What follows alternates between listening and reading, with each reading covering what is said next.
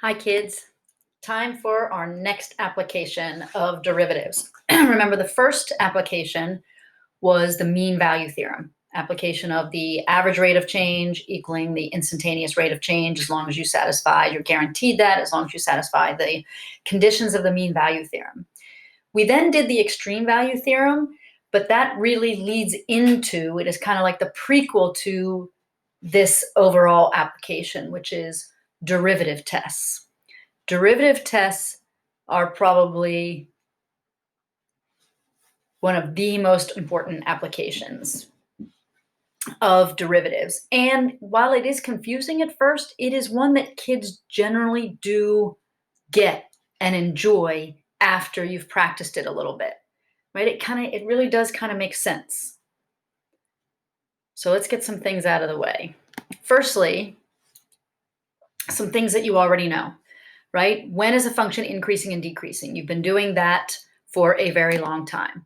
So if I look at this function here, and I highlight the increasing parts. A function is increasing if the first derivative is always positive. What does that mean? That means the slope of the tangent is positive. Can you see what I mean there? Every tangent line that I draw along here has a positive slope, right? Every tangent line that I draw around on the increasing interval, every little tangent line has a positive slope. The minute, though, your function decreases, what happens?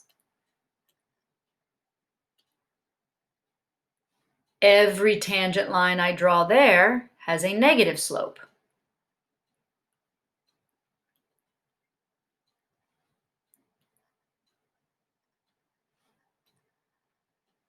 F prime of x is negative here. F prime of x is positive here. F prime of x is positive on this interval. And we are talking intervals. And when we say interval, we are talking about domain intervals. So if I just gave you the graph of the original and I asked you where it is increasing, you would say, oh, well, it's increasing from -5 to -1. And it is increasing from 1 to infinity. And it is decreasing in between there. But now I don't have to give you the picture of the original. I can just give you the equation of the derivative. And if you look at the equation of the derivative, solve it for 0, and then see where the derivative is positive and negative, bam, you have increasing and decreasing intervals on the original, even without a picture. A function has a possible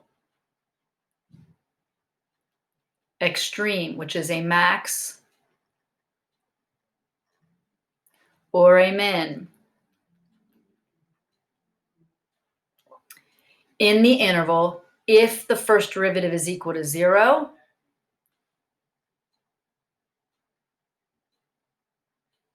or does not exist. This is the extreme, right? This is when we were doing critical points, your suspect list,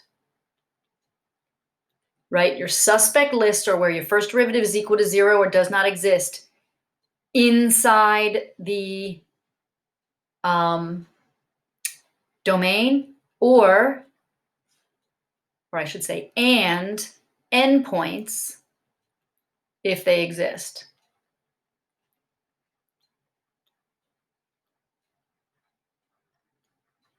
Right? At first I didn't have endpoints, but here, if I put dots on that, right, endpoints are extrema as well. So remember, this is on the inside of a domain, you only add the endpoints if they exist. It takes calculus to find possible maxes and mins.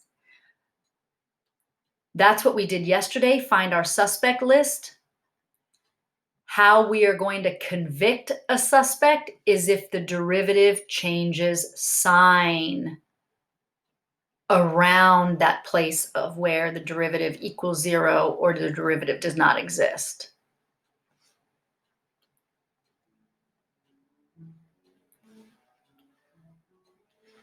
Let's take our absolute value friend.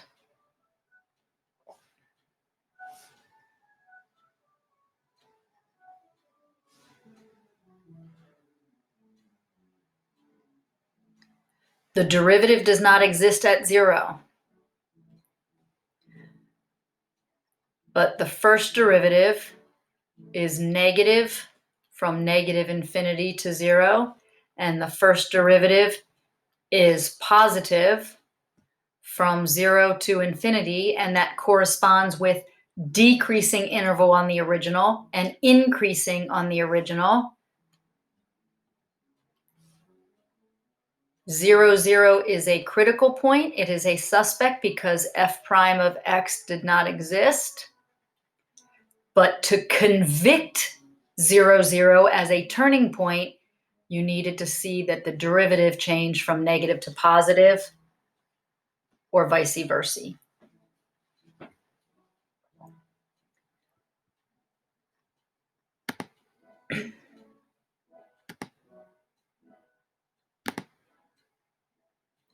Don't forget about endpoints if they exist. Calculus finds the internal suspects. Endpoints are ends of a domain if they exist, if you don't have arrows. Second derivative. A function is concave up. Remember what that was? We did that in prerequisite classes. Concave up, I think of as like a soup spoon.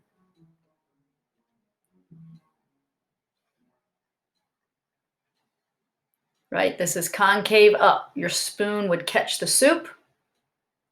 Concave down is when you get no soup for you.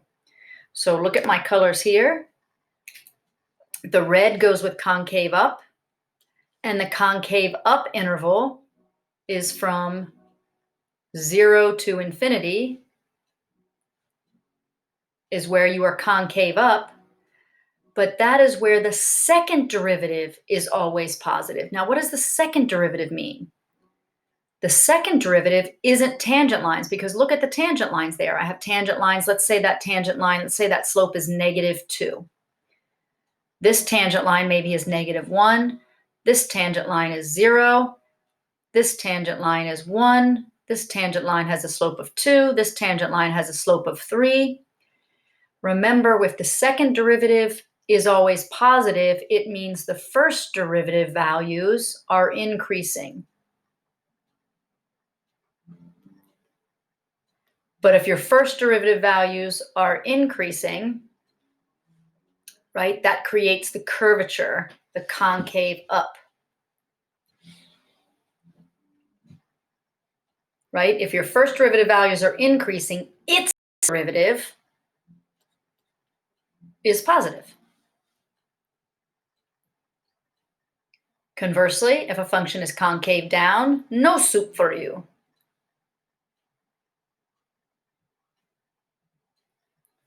On an interval,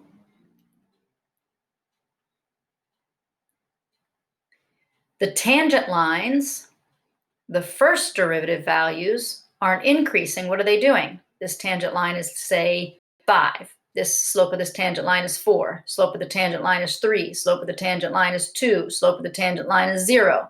Slope of the tangent line is -1. Slope of the tangent line is -2. Those values are all decreasing.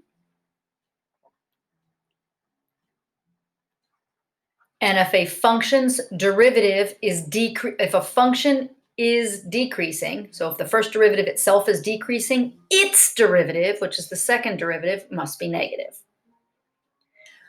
What happens when you change from concave up to concave down?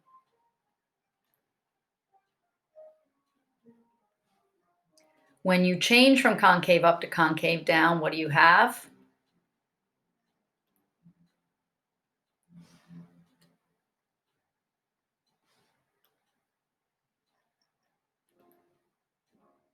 Poi.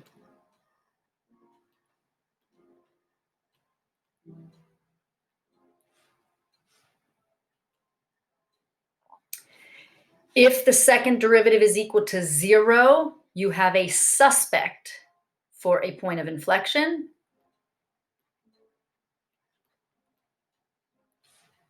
When the second derivative is equal to 0 or does not exist, if your suspect also has the second derivative change sign around it, so second derivative changed from negative to positive, meaning the original function changed from concave down to concave up, your suspect is convicted and is a point of inflection.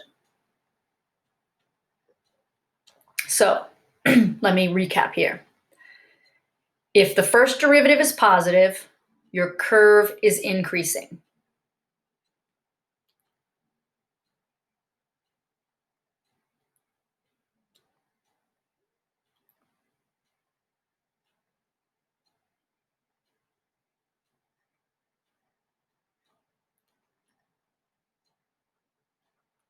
Okay?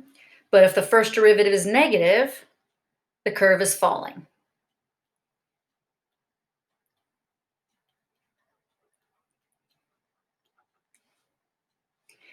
If the first derivative is 0 or does not exist, you have a possible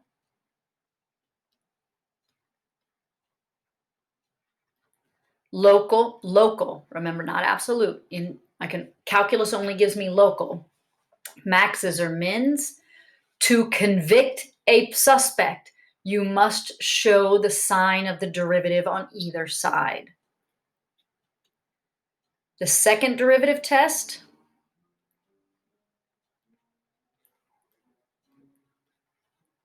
by the way, these are extrema test, and this is concavity test. And that's going to be important later, so please do add those to your notes. If y prime is positive, the curve is concave up. If y prime double prime, is negative, your curve is concave down. And if your y prime is 0 or does not, y double prime is 0 or does not exist, you have a suspect for a point of inflection.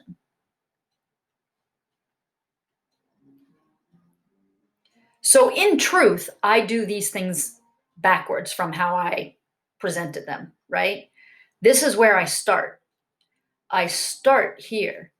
I find the first derivative, I set it equal to 0, and then I see around any 0 or does not exist, does the derivative change sign? And I do that with my second derivative too.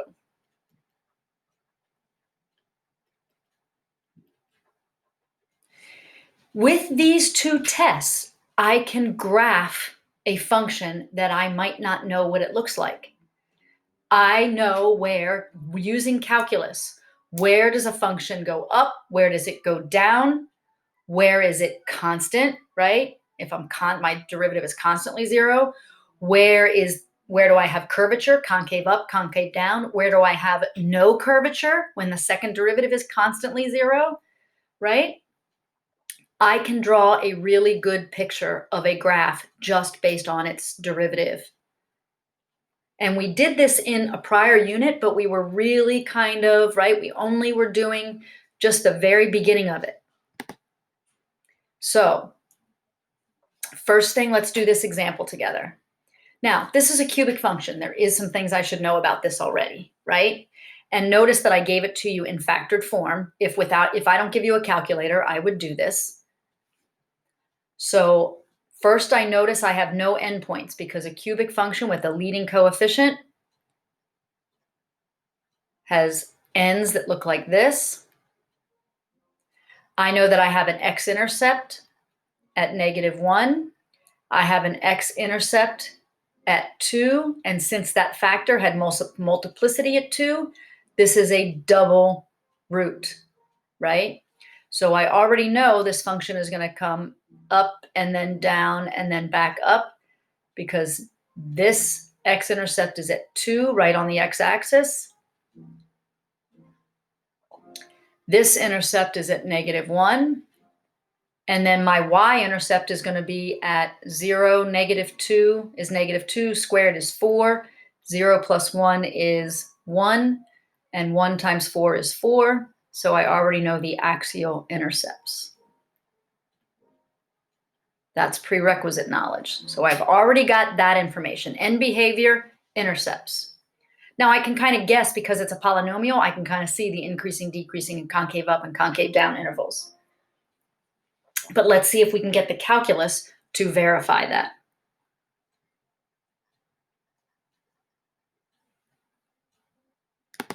Step 1. Oh, I already did this, forgot. Take the second derivative. I'm sorry, take the first derivative, which is easy to do. Set the derivative equal to 0. I'm not looking for where the derivative does not exist. The first derivative is continuous. Since the first derivative is continuous, I know the first derivative always exists. So for my suspects,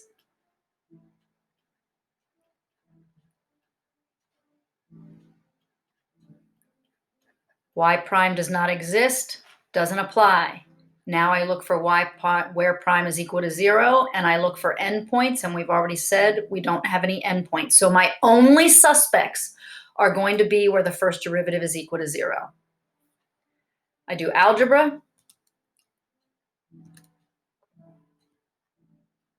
and I get my suspects, or my critical list. Now I have to tell you that on a calc test, right, you must do this.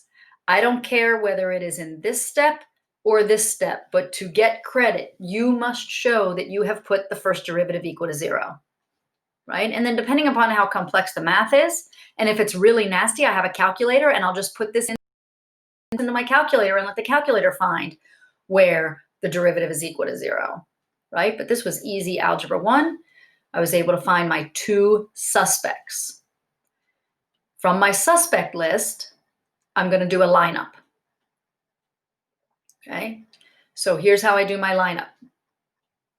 I make a single variable number line, and I label it y prime. AP is pretty particular about the labels of these number line charts, okay, because we're going to use them for first and second derivatives. So tell them you're using it for the first derivative.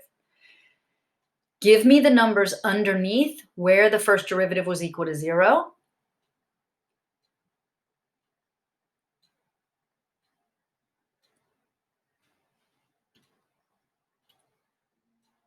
Right? So above here, I said y prime was equal to 0 at original values of x equals 0 and x equals 2. Those are my 2 suspects.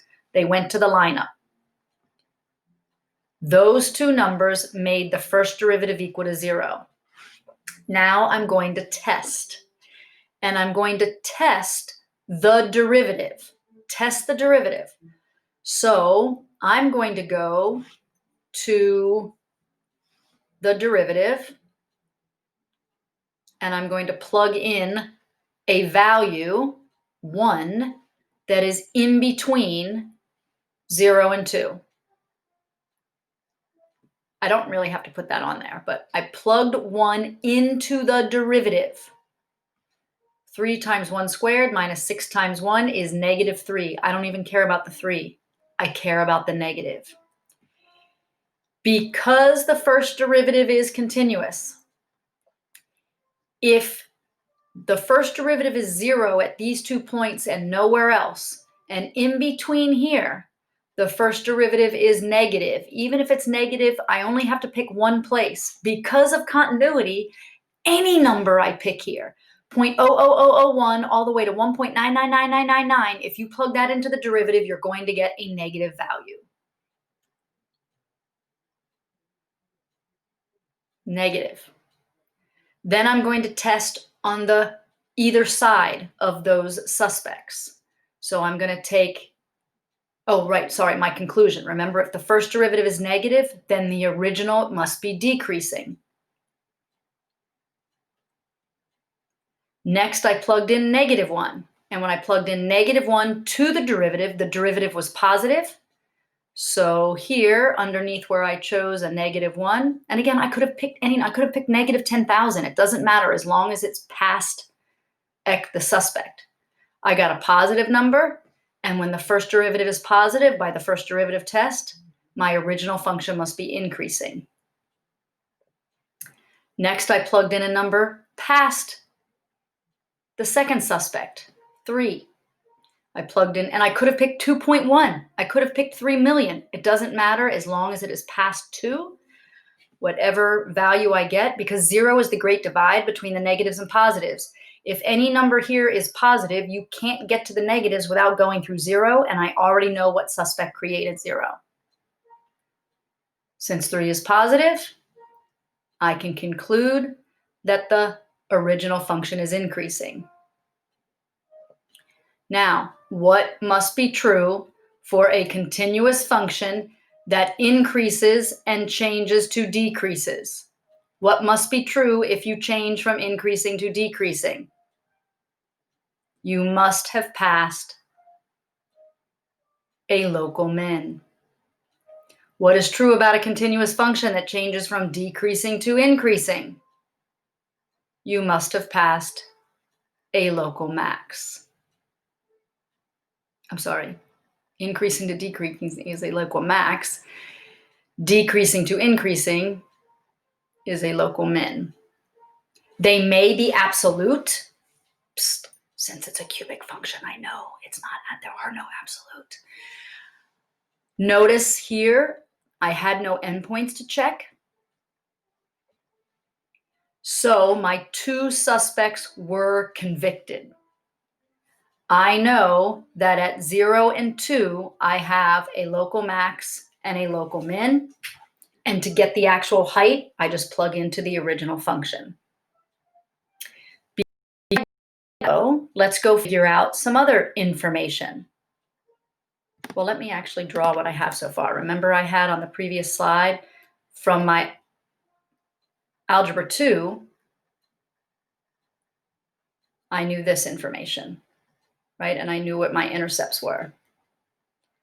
Now, from calculus, I know that where x is equal to from negative infinity to 0, my function is increasing. From 0 to 2, my function is decreasing.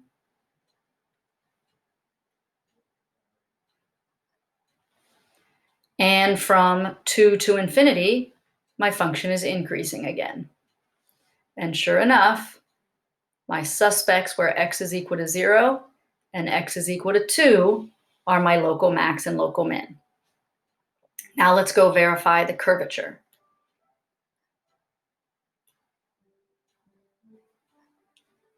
I need not forget, I forgot I wanted to highlight the fact that a cubic function is differentiable. If you're a differentiable, you are definitely continuous.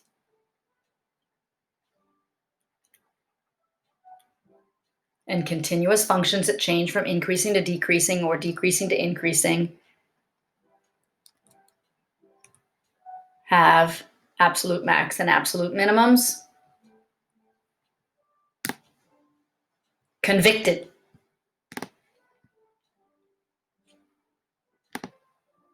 Convicted. Notice that the first derivative equaling 0 or the first derivative does not exist does not convict an interior point of the domain from being a max or a min. You must test to see if the derivative changes sign. My derivative must go from positive to negative or negative to positive along with my suspect in order to get convicted. On the AP exam, you must write out that conclusion. You can't just use the number line test if you are asked to justify. If you are asked to justify, you need to use words. This number line counts as work shown. It is rubric points for work, right? But it is not rubric points for justify. So here are the words like your book would say. I would not write all of this out, but let's, right? You don't have to capitalize, you don't have to write full sentences. You just need to say there is a local max here. Where do you think I got this 4 from, by the way? That's right, I plugged 0 into the original. Because the first derivative is positive, and you could do this, right? You don't have to write greater than 0. You don't have to write for all x, blah, blah, blah, blah. The first derivative is positive on negative infinity to 0, and the first derivative is negative, blah, blah, blah, blah, blah, for this interval. In truth, if they just asked you to justify the local max and min, all you need to say is there is a local max because y prime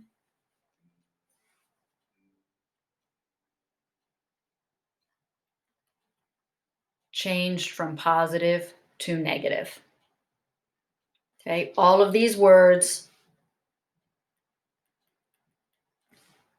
justify the local minimum at 2. That is because y prime changed from negative to positive. Right?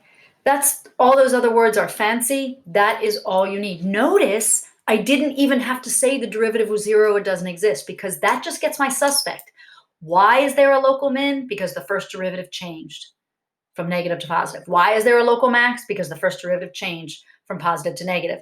It's just I can't solve equations for positive and negatives. I have to solve them for 0, right? And then I can find out where you're positive and negative.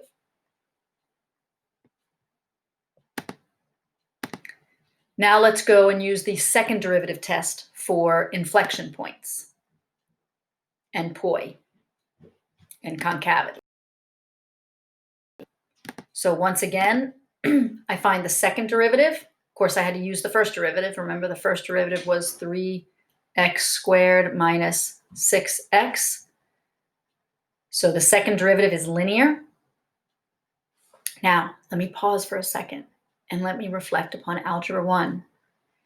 My first derivative was a parabola that opened up. It had 2 zeros.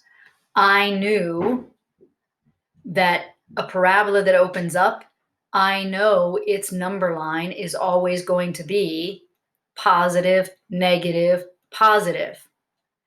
If my first derivative had been negative 3x squared, blah, blah, blah, blah, and I found the 2 zeros, I know, because I know what a quadratic looks like with 2 intercepts but opens down, the number line would do this. Sometimes my Algebra 1 saves me from that plugging and chugging. Use that here. What is the first derivative? A linear function. How many places is a linear function going to equal 0? 1 place. A linear function with a positive slope is going to start negative and then become positive. If y double prime had been negative 6x blah, blah, blah, or negative 6x blah, blah, blah, you would have a decreasing line. A linear function has one x-intercept, and to the left of the x-intercept, the range values are negative, and to the right, the range values are positive. Sometimes your Algebra 1 really comes in handy. I didn't really have to plug and chug this. Now I'm going to write it out as if I did have to plug and chug, right? I have one x-intercept. My suspect is when x is equal to 1, that's where the second derivative is equal to 0. It was always, the second derivative had no places where it did not exist, so I didn't have to worry about that. Notice for concavity, you don't talk about endpoints at all. You can't change concavity at an endpoint. I'm going to make my number line, label it y double prime, put your suspect on the number line, say that it made the second derivative equal to 0, plug and chug, or don't. I knew that the range values to the left of the x-intercept were going to be negative, which means the original function is concave down. But it also means that the first derivative is decreasing. Do you see what I did there? Right? The second derivative test means that the first derivative values are decreasing. But if your first derivative values are decreasing, your original function is concave down. So when I do the second derivative test, I really get first derivative and original information. I was only asked to graph the original, so I don't really need this first derivative information, but I never forget it's there. Plug in a number past 1, like 2, into the second derivative. I didn't really need to do that. And no, you don't have to show that work. Show one or the other. Do the number line and the plug-in. Don't do both. It's a waste of time. That means the original is concave down. But remember, it also means that the first derivative is increasing. First derivative is increasing, means the second derivative is positive, means the original function is concave up. If you change from concave up to concave down on a continuous function, you must have passed through a point of inflection. So there is an inflection point at x equals 1 because the second derivative changes sign. I don't even need to say negative to positive. Now, if they ask me for the concave up and concave down intervals, well, y is concave down from negative infinity to 0 and is concave up from 0 to infinity. Let's put that all together. There are my two x-intercepts at -1 and the double root at 2. There is the local max at 0, 4. There is the local min at 2, 0, and I got those numbers from plugging in my suspects to the original. My inflection point was x equals 1 to the original, right? 1 plus 1 is 2. 1 minus 2 is -1. -1 squared is +1. So 2 times +1 is 2.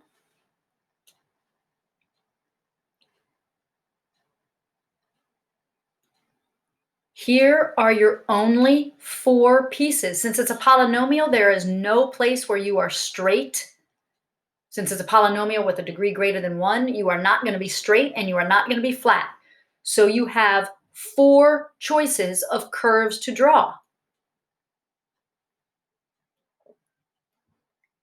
Increasing and concave down, increasing and concave up,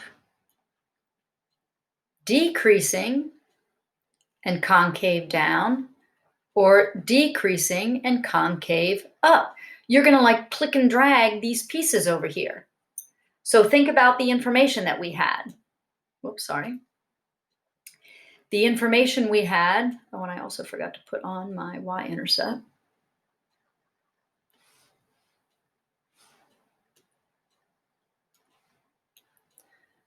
-1, 0, 2, 0, 0, 4,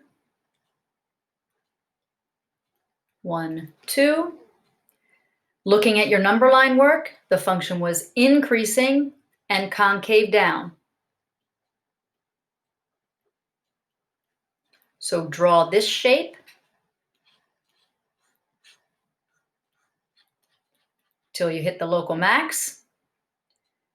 The local max, you were decreasing and concave down till the point of inflection. The point of inflection, you were still decreasing, but change concavity to concave up till you hit the local min. Then when you hit the local min, you were increasing and concave up still.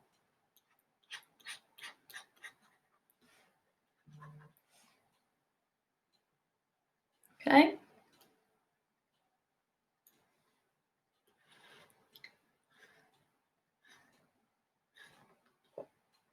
So my critical points were no endpoints, but I had a critical point at x equals 0, y equals 4. I had a critical point at 1, 2, where I'm sorry, not a critical, the critical points are only where the first derivative is equal to 0 or does not exist.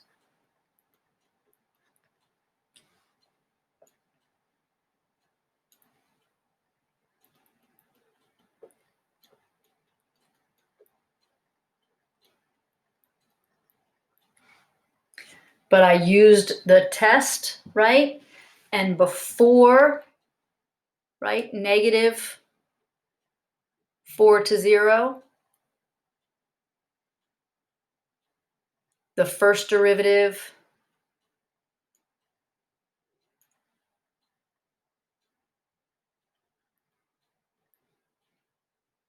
f prime was positive and f double prime was negative.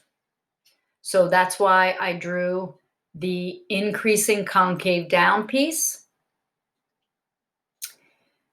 Then from negative, I didn't do a good job with my table, did I? From, here, let me do this.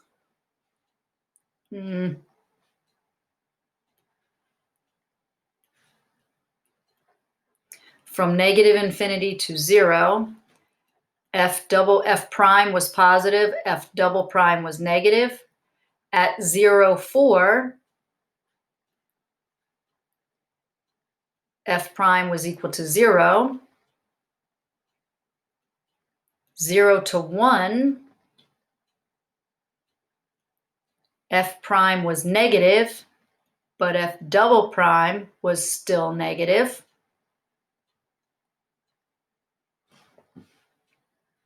Then at the point 1, 2,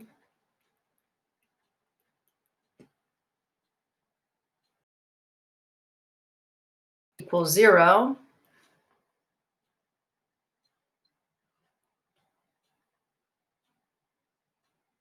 And then from 1 to 2, this is an interval. This is kind of awkward notation, sorry.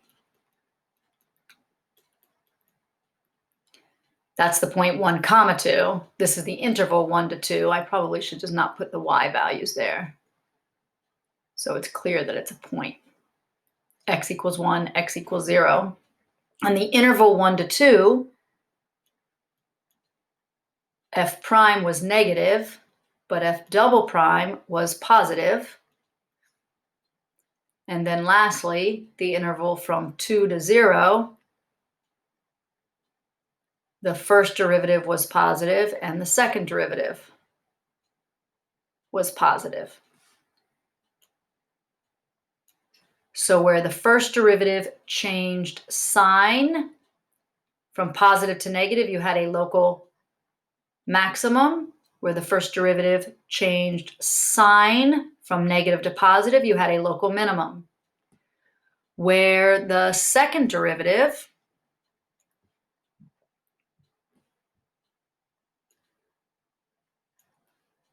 changed sign, you had a point of inflection. Okay? So this is why the problems that you did last night on the extreme value theorem, the important piece of that was finding the extreme values. Then you're going to go to your derivative tests. Now, the last thing I want to do here is I want to pretend I had some endpoints. So what if I had told you to that you had this function, but I wanted you to only consider it on the interval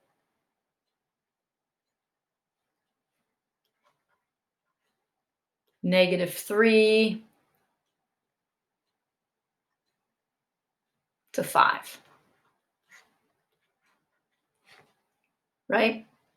If I chop this domain, then I've got 1, 2, 3, 4, 5, something up here.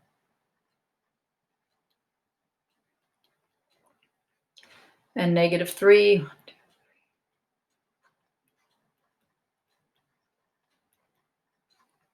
Right, I guess I should do that. What is -3 plus 1? -3 plus 1 is -2.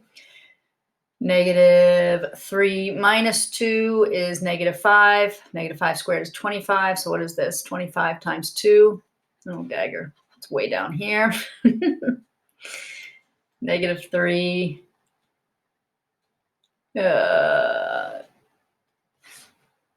Negative 50. And then plugging in 5, I would have 5 plus 1, which is 6. 5 minus 2 is 3. 3 cubed is 9. So this would be 554. I've done my math right. So you would start the same, you would do the same thing. You would have a suspect list, but your suspect list would be where f prime is equal to 0 or does not exist, but we have a cubic function, so we don't have anything like that. We still would have x equals negative 1 and x equals 2. A suspect, which is not technically a critical point, which is why I like to call this my suspect list, where f double prime is equal to 0. We found that to be x equals positive 1. But then we also would have endpoints.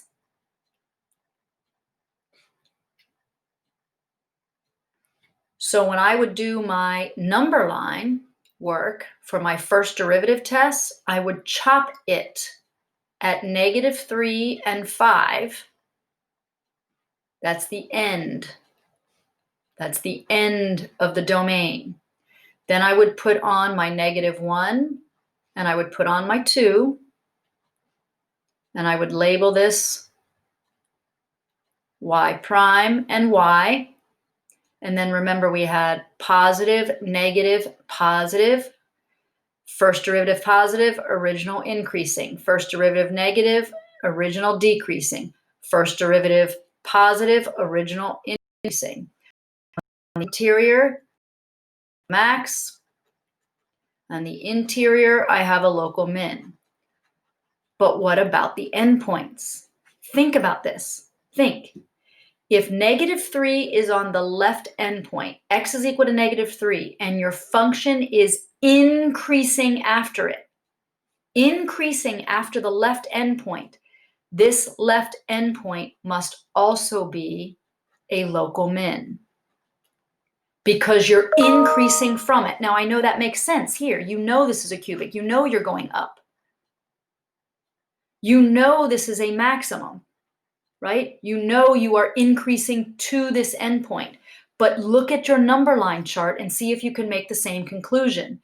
If your first derivative is positive, that means you are increasing to the right endpoint. Increasing to the right endpoints means you have another local max. I don't know if any of these are absolute until I go back to the original. Now, again, because I have a cubic, I can kind of figure that out, that this is the absolute min, and this is the absolute max.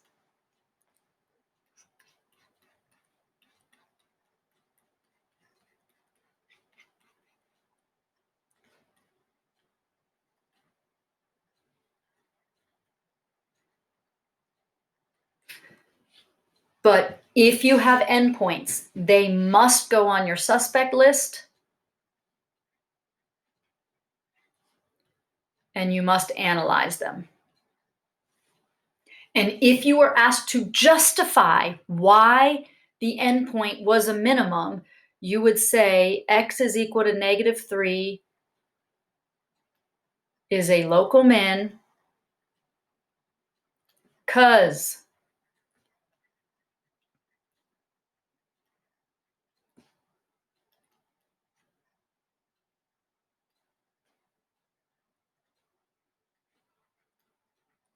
okay, x equals 5 is a local max.